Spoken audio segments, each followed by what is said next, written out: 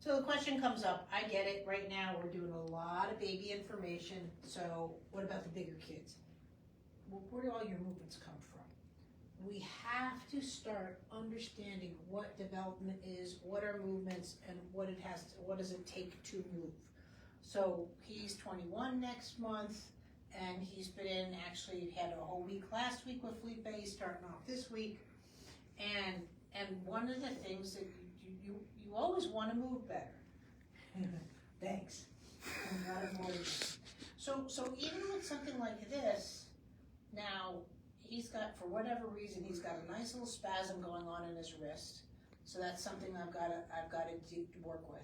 So even though I teach you the newborn movement assessment, just from this position, I can do it, right? So literally, I can be here, I can see where he is with the neck.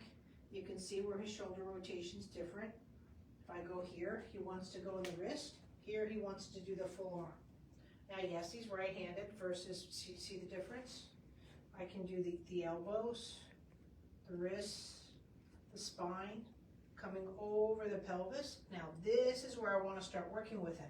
He's lost a lot of weight in the last year, and he's a super big gym rat, right? And again, over here, now see, he doesn't want to come over his left foot. And so the shoulder still wants to come in versus coming over the right foot here. So these are just but by knowing these things of coming over the system, right, these are just things that we work on. Now, obviously, don't start that you don't have this equipment at home.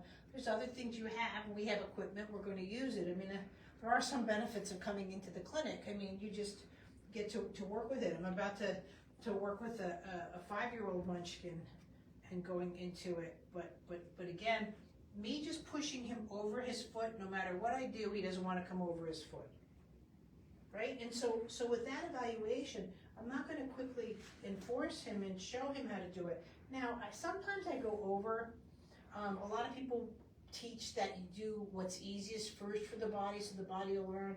I'll tell you this, guys. If you don't know how to initiate the movement, I don't care how much you show the one side. Doesn't mean you're going to get it on the other side. He just did it quite nicely over here. That still doesn't mean he's not available. I've actually got to go lower and work with him. And that's what people don't understand is they think by copying. I mean, Tony Robbins teach this. Oh, if you want to be like Janet Jackson, just pretend you're her for a day. Janet Jackson is not only a wealth of experience, but a lifetime of experience. No one's going to have the exposure to even just media from her family that she's learned that you and I would have. You know, I'm a YouTube influencer. Doesn't mean I would even compare to her. And I get it that people say that copying is the form of learning. It's not from movement's perspective. Movement learns by initiation. Movement learns by yes, doing it, but also, again, weight transfer, transitional movements, and rotations.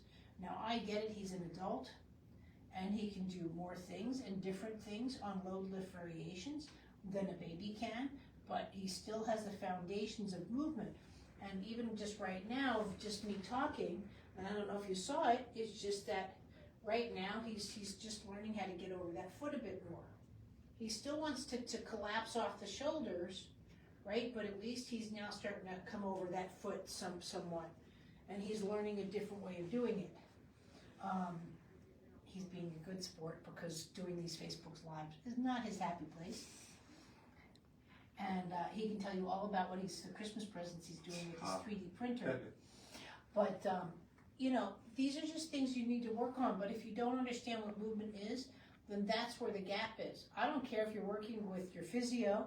If you don't understand what movement is, if you don't understand what your child needs to move better, that conversation just breaks down. It's one of my abstracts I'm doing, or I'm trying to submit for the movement conference next year, is that there's just too much of a gap of information, especially when you're going into a medically traumatized child and trying to talk with your doctor when you just don't even know medical language. You do not know what your child needs. You do not know how to evaluate your child. You don't know what your child's movements are. I had no idea when he regressed from walking or cruising and talking till he couldn't even roll over anymore, that was just too much of a movement hitch for a child.